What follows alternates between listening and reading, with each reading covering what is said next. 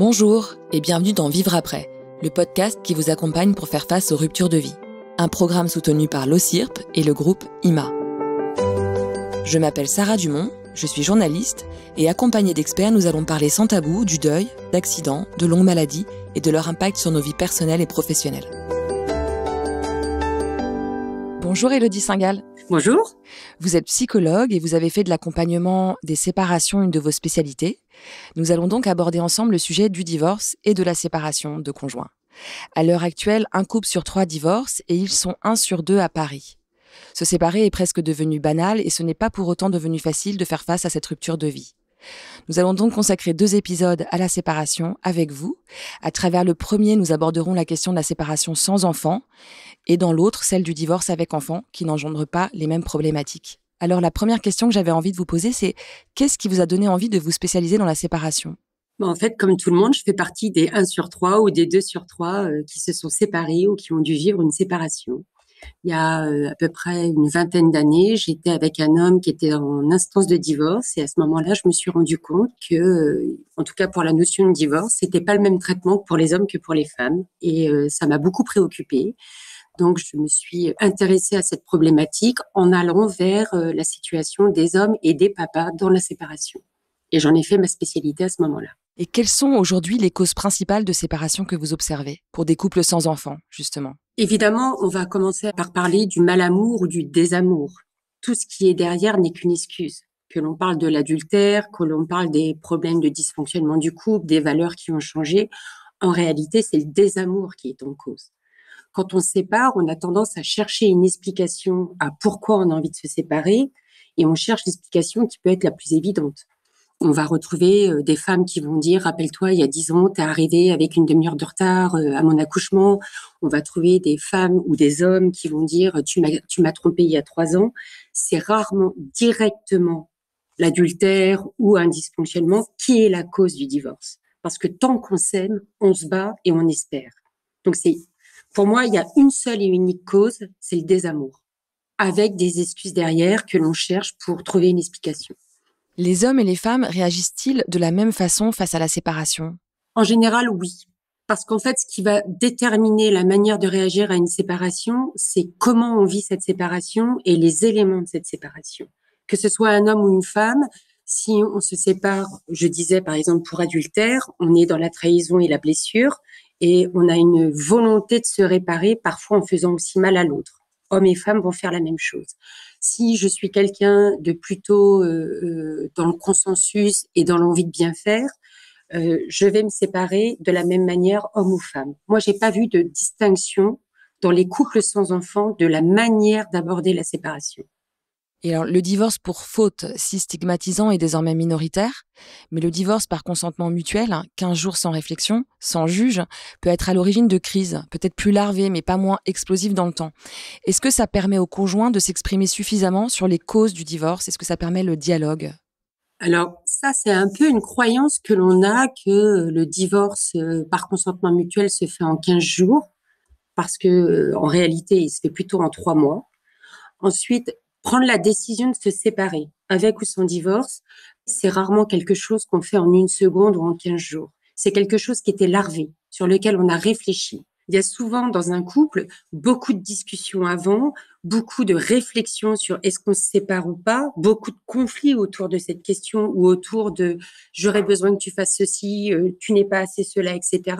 C'est la procédure qui est rapide, mais la réflexion en amont, en général, elle est très lente et très posée. D'abord, il faut comprendre que dans les couples sans enfants, ils sont très rarement mariés. C'est souvent du concubinage ou du pax. Et qui sont ces couples qui se séparent sans enfants ? Ce sont souvent des jeunes qui se sont mis en couple entre 15 et 20 ans ou pendant l'université et qui sont très vite installés ensemble et qui, eux, vivent très vite le désamour. Qui, eux, très vite se sentent limités dans leur couple parce qu'ils se sont rencontrés, on va dire, ados, jeunes adultes, avec un système ado-jeune adulte duquel ils n'arrivent pas à se détacher. Donc déjà, on n'est pas dans des couples mariés ou qui vont divorcer. Donc cette procédure, elle ne compte pas beaucoup pour les couples sans enfants. Ces couples sans enfants qui ne sont pas mariés, la difficulté qu'ils vont rencontrer, eux, ça va être qui va conserver la maison qui a été achetée ou pas, qui va conserver la location qui est au donnant, qui va conserver les animaux ou les biens. En réalité, dans ces couples-là, ils ont une grande difficulté à se séparer. Pourquoi? Parce qu'ils ont grandi, ils ont développé leur personnalité, ils ont développé leurs relations extérieures et leur profession et leur vie sociale autour de ce couple. J'ai 25 ans, j'ai 28 ans, j'ai pas d'enfant, ça fait 8 ans, ça fait 10 ans que je suis avec le même garçon. Je sais plus qui je suis sans ce garçon. Et la difficulté que je vais ressentir, c'est est-ce que je vais être capable sans lui? Je ne l'aime plus, je ne suis plus bien avec lui. Éventuellement, en fin de couple, on a eu un adultère, on a eu quelqu'un qui a changé complètement de voie, qui a commencé à sortir différemment, à aborder la vie différemment. On a développé des valeurs différentes, mais je ne sais pas ce que je vaux, quelle image j'ai de moi sans l'autre. Et c'est ça la difficulté des couples sans enfants. C'est qu'en réalité, ils sont comme sclérosés dans une situation de couple et qu'ils ont peur de devenir individuels. Et de ce fait, le conflit va se focaliser sur du bien. Il se focalise sur du bien, d'autant plus que ma sécurité, ce qui concerne ma bulle de sécurité, c'est cet appartement. Je ne me conçois pas perdre et mon compagnon, pas mon compagnon parce que je ne l'aime plus quelque part, ça j'ai envie de le quitter. Il me sclérose, il m'empêche d'évoluer. Mais si je quitte l'appartement, c'est comme si je perdais mes fondations. Et puis il y a une notion budgétaire aussi. Je suis un jeune, j'ai acheté une maison où j'ai loué, j'ai organisé ma vie autour de ça. J'ai pas envie de le lâcher, cet appart. Ce qu'on va avoir, c'est souvent des couples qui vont rester en colocation un peu longtemps parce qu'ils n'arrivent pas à décider qui perd l'appartement, même si c'est une location. Et on a peur de perdre l'argent. On a peur de pas trouver mieux. Alors, surtout dans les situations parisiennes ou dans les grandes villes où il y a une pénurie d'appartements, où on sait qu'on a loué il y a 5 ans et qu'aujourd'hui, si je vais le même standing, je vais devoir perdre de l'argent puisque les loyers augmentent tous les ans à Paris. C'est rare qu'ils descendent dans les grandes villes. Donc, on a aussi une peur financièrement de ne pas s'y retrouver. Mais justement, est-ce qu'on peut conserver et vivre sous le même toit sans finalement envenimer la situation et continuer et en vivant dans un climat plutôt serein? Est-ce que c'est possible ça? Majoritairement, non. C'est compliqué parce que ça veut dire je regarde mon ex construire sa vie, développer peut-être d'autres relations, s'épanouir sans moi. Et de toute façon, après une séparation, quelles que soient les modalités, quel que soit le fait d'avoir des enfants ou pas, d'avoir passé 5 ans ensemble ou 20 ans ensemble, on peut pas s'empêcher de faire un vase communicant entre l'avant et l'après. Et puis, on peut pas s'empêcher de voir l'autre évoluer plus vite que nous. Et ça nous fait mal. Ça nous renvoie à notre échec. Donc, on va essayer de visualiser une scène. J'ai 25-26 ans, je cohabite avec mon ex-compagnon, j'ai pris le salon, il a pris la chambre, peu importe. Et puis le soir, je le vois en train de se marrer sur Facebook, je le vois rentrer à 11h, minuit, 2h du matin avec un sourire incroyable, où je vois qu'il a rencontré quelqu'un. Là, ça me renvoie tout de suite à ce que je perds, pas forcément au sens où je voudrais retourner avec la personne, mais à ce que je perds au sens de, tiens, d'un seul coup, je recommence à le trouver attirant. Vous voyez, la convoitise, la rivalité. Donc d'un seul coup, je suis dans l'ambivalence, je suis perdue, je ne sais plus, je me mets à douter, est-ce que j'ai bien choisi? Et pour autant, j'ai pas envie. Tout mon corps me dit que j'ai pas envie d'y retourner, mais j'aimerais bien quand même qu'il continue à m'aimer, même si moi je l'aime plus. On va avoir aussi des choses dans la cohabitation, c'est que tant qu'on était ensemble, j'acceptais de compenser les failles de l'autre. Il avait tendance à laisser traîner ses chaussures, elle avait tendance à mettre du maquillage partout sur le bord du lavabo. Bon, tout ça, c'était le couple, on acceptait, on composait avec. Mais d'un seul coup, tous ces petits détails vont prendre sens. Ce n'est plus mon compagnon. J'ai plus envie de compenser pour lui. Vous voyez? Donc tout ça, ça va se cristalliser. Après, il existe de plus en plus, et c'est une nouvelle génération. On parle des gens qui ont moins de 30 ans. On a une telle insécurité financière dans cette génération-là qu'on va avoir des jeunes qui vont très bien réussir à rentrer dans une colocation. Vous voyez, dans une colocation pendant quelques mois parce que ça les rassure d'avoir cette sécurité du logement, financière, etc. Il y a autre chose que j'ai pas abordé sur ces jeunes couples, c'est qu'en réalité, même si on est dans une certaine modernité, on va parler aujourd'hui des couples non exclusifs, on va parler il y a plein de nouvelles données de la sexualité des jeunes, etc. Mais quelque part, on reste un peu tradit par rapport au fait de présenter à ses parents, de promettre à ses parents des enfants, un mariage, etc.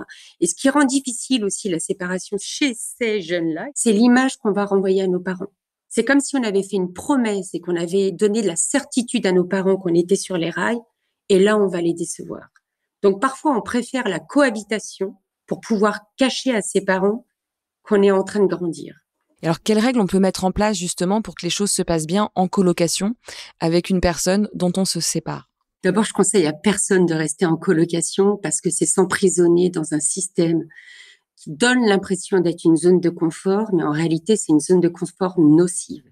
C'est-à-dire que ça veut dire qu'en fait, je quitte pas mon ex. Ça veut dire que j'essaye d'avoir le meilleur de mon ex sans avoir le pire, mais qu'on ne peut pas faire ça. En réalité, je ne vais avoir que le pire. Vous voyez. Après, ce que je mettrai en place comme règle, parce que bon, on peut se retrouver à être obligé de faire de la colocation, parce que on va mettre 3 mois, 6 mois à trouver un appartement, et pour des raisons matérielles, on ne peut pas se séparer tout de suite.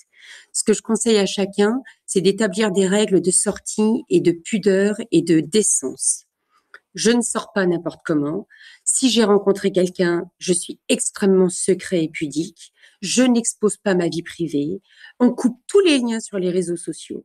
Je veux dire, je reste pas copain Facebook, Instagram, etc. avec mon ex qui peut visualiser mes sorties et ma vie.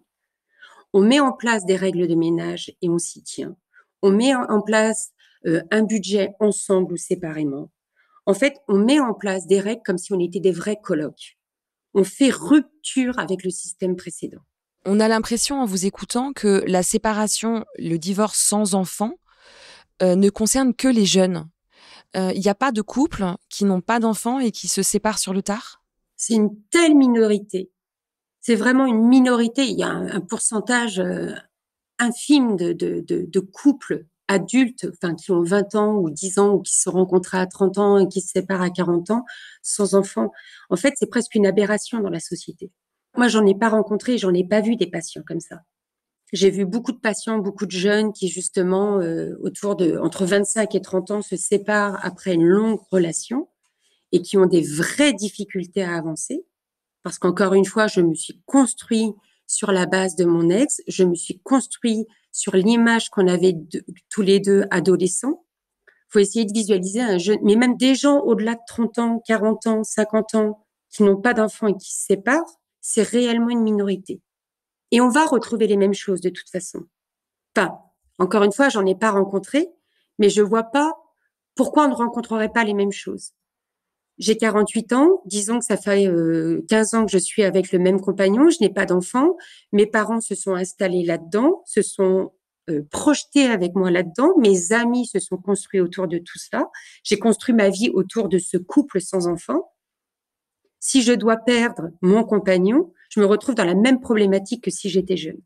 J'imagine que dans vos accompagnements, vous proposez des séances individuelles, mais aussi des thérapies de couple. Comment vous accompagnez un couple qui cherche finalement à surmonter la crise? Chez les jeunes sans enfants, c'est plus intéressant parce que justement, on va se concentrer sur les deux personnes et le couple. On n'a pas à s'adresser aux parents et à la culpabilité des parents. Donc, on est réellement sur une thérapie de couple. Donc ça c'est vraiment plus intéressant au sens où on n'a pas de parasite sur le couple. D'abord, il faut identifier la problématique du couple. Est-ce qu'on est justement, comme je disais tout à l'heure, sur des images que j'ai de l'autre, des croyances? Je crois que mon compagnon n'aimerait pas que j'ai telle pratique ou qu'il me trouvera un peu dévergondée ou qu'il va être vexé si je lui dis que je vais arrêter ceci, cela. Donc, on va travailler d'abord à casser les croyances. Qui je suis? Quels sont mes besoins? Qui es-tu? Quels sont tes besoins? Et souvent, on peut retrouver des choses communes, c'est-à-dire que les deux ont bougé, mais ils n'ont pas osé se le dire. Donc jusque-là, c'est assez facile. On peut donner des exercices aussi pour recréer du lien et le pot à pot est très important parce qu'on parle très très peu de ce que ça fait au corps et ce que ça fait au lien de se prendre dans les bras. C'est donner des exercices où éventuellement, si on a une sexualité qui s'est appauvrie, où on va retrouver de la tendresse, se retrouver torse nu dans le lit, se prendre dans les bras en sécurité, sans avoir l'impression que ça va déclencher quelque chose. On peut donner des exercices aussi qui s'appellent le j'aime pas, qui donne énormément d'informations sur qui on est et sur ce qu'on ressent, les interprétations qu'on a des événements. Je vais dire le j'aime pas de ma journée. J'ai aimé ceci de ma journée parce que cela. J'ai pas aimé ceci de ma journée parce que cela. Par exemple, J'ai bien aimé ce matin, quand je me suis levée, le chien est venu me faire un gros câlin et ça m'a donné chaud au cœur et ça m'a donné de l'énergie. J'ai pas aimé ce matin, le chien m'a sauté dessus pour me dire bonjour, il a interféré dans mon programme et je me suis sentie stressée. Donc ça, c'est sur des choses de la journée, histoire de remettre de la communication sur l'anecdotique du quotidien. Et puis ensuite, il y a le j'aime pas du couple qui est très intéressant. Et c'est la même chose, mais c'est sur le couple. J'ai bien aimé ce matin quand tu t'es levé, tu m'as fait un bisou sur le front, je me suis sentie liée à toi et ça m'a donné envie de te prendre dans les bras et je me suis sentie rassurée, proche, etc. Je prends les mêmes exemples pour comprendre que un événement ne conduit pas à la même interprétation. J'ai pas aimé ce matin que tu m'aies fait un bisou sur le front parce que même si c'était adorable de ta part, ben j'ai un sommeil léger et après j'ai pas pu me rendormir et je me suis sentie fatiguée toute la journée. Et on peut même rajouter derrière la solution qu'on aimerait. Je préférais que le matin, bah, tu me fasses un petit SMS pour me dire que tu avais envie de me faire un bisou parce que j'aurais la même chaleur, mais je n'aurais pas le réveil, etc. Et ce qui est intéressant, c'est quand on a des mauvaises interprétations, par exemple, j'ai pas aimé hier, tu allé boire un coup avec des amis et puis j'ai eu la sensation que tu m'excluais, que j'étais pas importante pour toi. Et là, on peut avoir l'autre qui répond ah ben mince alors, je suis allée voir mes amis justement pour organiser un truc pour toi. Vous voyez? Et toutes ces choses-là qu'on ne se dit pas, qui nous permettent de voir que l'autre finalement nous prend en compte ou que l'autre peut-être n'a pas notre mode d'emploi. Parce qu'après tout, j'ai vécu 5 ans, 10 ans avec quelqu'un, mais est-ce qu'il connaît mon mode d'emploi? Est-ce qu'il connaît mon fonctionnement? Vous voyez? Et ce qui est intéressant chez les couples sans enfants, c'est qu'on s'intéresse uniquement à leur mode d'emploi individuel et le mode d'emploi commun. Dès qu'il y a des enfants, c'est parasité. On peut plus s'intéresser au couple de la même manière. Et alors, parvenez-vous, par vos accompagnements, à sauver des couples? Ah ben heureusement, Mais est-ce que, j'espère, est-ce que, sinon ça sert à rien. Et puis je le dirai pas au micro. mais parfois on se dit que une thérapie de couple souvent est engagée quand c'est trop tard. Est-ce que c'est une fausse croyance? C'est une fausse croyance. Après, c'est vrai que moi, je précise toujours à mes patients, attention, une thérapie de couple peut conduire à une séparation, tout comme à une réparation. Mais l'intérêt dans la thérapie de couple qui conduit à une séparation, c'est qu'en réalité, on va recréer du lien quand même. Parce que la difficulté qu'on a dans une séparation, et ça, c'est un maître mot que j'ai, c'est rappelez-vous qui est votre ex. Rappelez-vous que vous lui faisiez confiance et que vous étiez en sécurité. Parce qu'il y a énormément de défiance et de méfiance dans la séparation. L'autre devient un inconnu à mes yeux. Mes émotions, parce qu'au moment d'une séparation, on a évidemment des émotions négatives. Abandon, rejet, dégoût, colère, tristesse, détresse. Vous voyez, on a énormément d'émotions négatives et les émotions négatives influent sur les interprétations et les comportements. Et ces émotions négatives me font regarder le monde différemment. Tout à l'heure, vous m'avez posé une question sur la différence homme-femme. Il y en a une. Mais c'est lié à la constitution narcissique des hommes et des femmes. Les hommes sont un peu comme un ballon de rugby. Ils ont un narcissisme qui s'est constitué à l'adolescence et qui est assez fiable, assez stable. Il va y avoir des petits accros, mais ça se reconstitue très facilement parce qu'on va dire le ballon de rugby, c'est quand même une coquille assez épaisse, assez dure. En revanche, chez la femme, c'est un ballon de baudruche. Ça se gonfle et ça se dégonfle au hasard de l'environnement et au hasard du moment. Et la femme, dans une séparation, puisqu'elle est dans des émotions très négatives, son ballon de baudruche, il est tout flappy. Et elle se met à regarder l'homme en face à travers ce ballon de baudruche tout flappy. Et elle se met à revoir tout ce qui va pas chez lui. Et elle sort sa liste de griefs pour justifier ce qu'elle ressent au tenté. Alors qu'un homme a quand même cette capacité, majoritairement, et je voudrais préciser qu'on parle de couple fonctionnel. On n'est pas dans les cas de maltraitance. D'accord? Je sors vraiment de l'idée de la maltraitance. On est sur des individus fonctionnels. L'homme, lui, en revanche, grâce à son narcissisme qui est plus stable, est capable de continuer à regarder sa future ex ou son ex de manière favorable. C'est-à-dire qu'il se souvient qu'il y a 6 mois, il y a 1 an, c'était une personne qu'il respectait, qu'il trouvait respectable. Là où la femme a plus de mal avec ça. Elle a plus de revendications, plus de besoins de réparation. Comment est-ce qu'on peut réussir sa séparation? Qu'est-ce qui peut aider, hormis une thérapie de couple? Comme je disais, la première chose, c'est de se rappeler la confiance que j'avais en l'autre, se rappeler que c'était une belle personne, que c'était pas quelqu'un qui me voulait du mal, que ce n'était pas quelqu'un qui voulait me prendre quelque chose. Parce qu'on a tendance à croire dans la séparation qu'on veut nous prendre quelque chose. Bah oui, on nous prend quelque chose. On me prend mon couple, on me prend ma stabilité, on me prend mon standing de vie, on me prend mon organisation, on me prend peut-être mes amis, on me prend peut-être mes beaux-parents. On me prend quelque chose, même si c'est moi qui décide de me séparer. Je suis privée de quelque chose. Déjà, comme je disais, je pense que c'est d'abord de continuer à faire confiance à l'autre. Beaucoup de gens pensent que pour pouvoir bien se séparer, il faut avoir réglé les problèmes. Et j'ai envie de vous dire que si on avait réglé les problèmes, on se séparerait pas. C'est une hérésie. Je crois qu'il faut être pratico-pratique dans la séparation. Bon, qu'est-ce qu'on fait? Comment on fait? Tu gardes l'appart, je garde pas l'appart, tu gardes tel meuble, tu prends le chien, je prends le chien. Est-ce qu'on fait une résidence alternée avec le chien? Est-ce qu'on doit passer devant le notaire? Combien de temps on met pour trouver un logement? Comment on s'organise d'ici que tu puisses partir ou que je puisse partir? Et je crois que pour le reste, ça sert à rien de régler le passé. Parce que de toute façon, ce sera moi toute seule, individuellement, qui vais digérer les choses difficiles de ce passé pour essayer de mieux faire dans l'avenir. Mais j'ai pas besoin de digérer pour mieux faire avec mon ex. C'est moi, dans mon futur couple ou dans ma future vie de célibataire, qui vais digérer seule ces choses. Ça se digère pas à deux. Enfin, à mon sens, en tant que psychologue, ça n'a pas de valeur de régler les problèmes du couple quand on se sépare. Et puis surtout, si on n'a pas d'enfant et qu'on peut tout à fait décider de ne pas être amis et de ne plus jamais se voir. Parce qu'on n'est pas tous égaux. Il y a des gens qui savent transformer une relation amoureuse en amitié et d'autres pour qui c'est impossible. Alors même si le cas est rare, à part l'intervention d'un avocat, qu'est-ce qui distingue d'un point de vue émotionnel un divorce d'une séparation? Est-ce qu'il y a un distinguo à faire?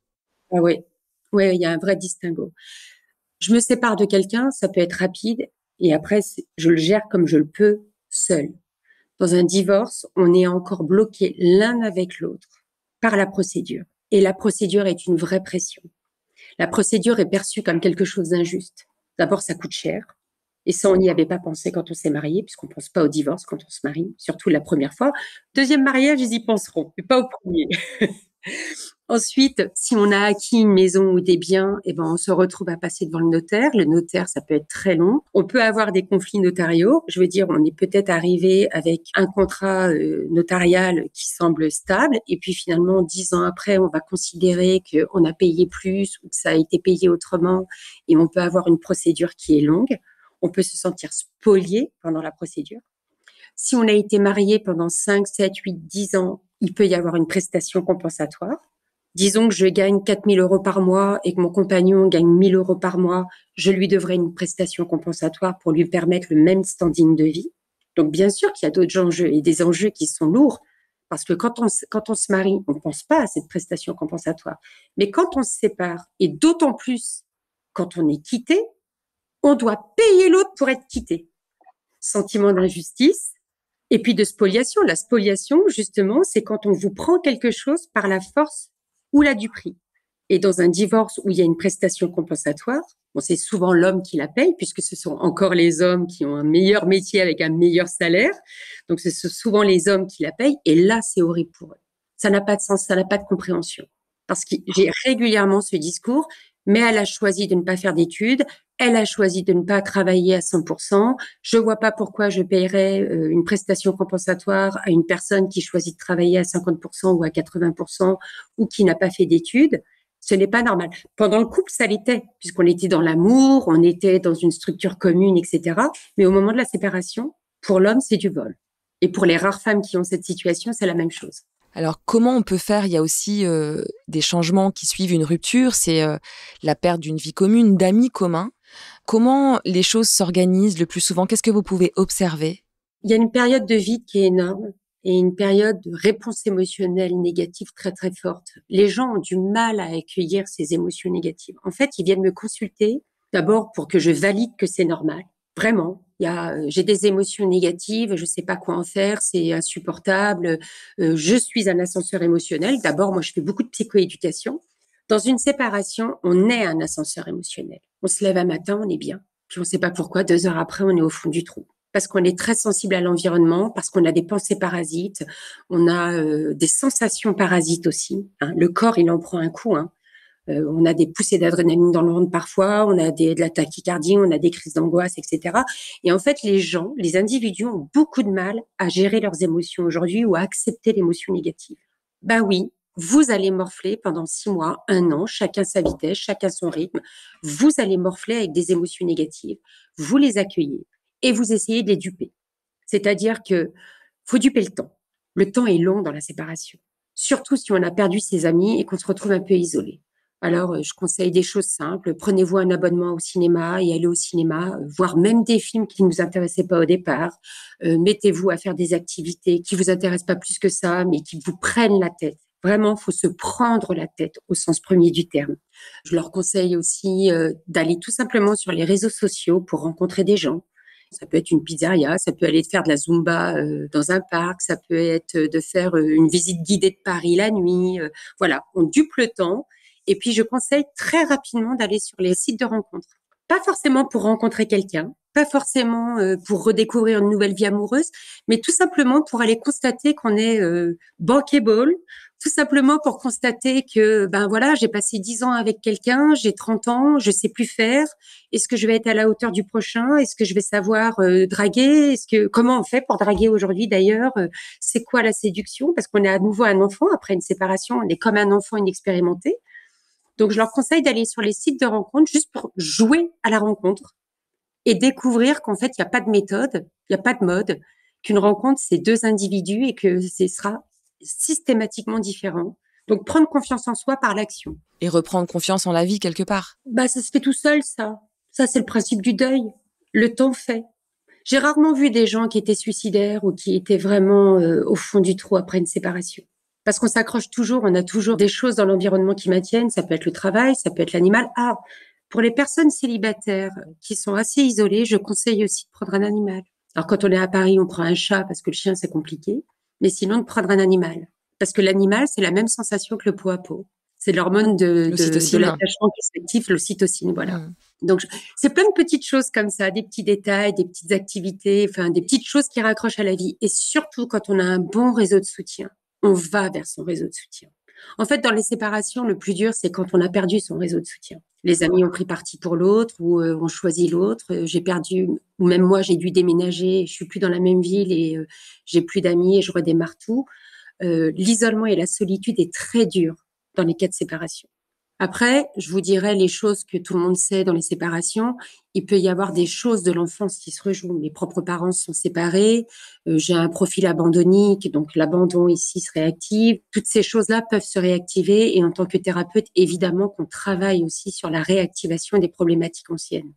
Mais dans des séparations un peu chez des gens où il n'y a pas de dysfonctionnement lié à l'enfance, c'est par la mise en acte qu'on avance.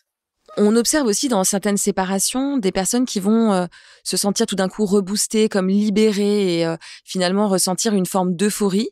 Est-ce que c'est quelque chose que vous constatez également et comment vous observez ce type de réaction? Alors, j'ai souvent ça. L'euphorie, c'est quelque chose qu'on voit beaucoup. Mais alors, attention à l'euphorie parce qu'elle redescend en général au bout de 6 mois. Quelque part, c'est plus facile pour les personnes qui se séparent et qui s'écroulent au tout début. Parce que bon, on a une chute fulgurante, on descend la falaise, mais on va remonter tranquillement et progressivement.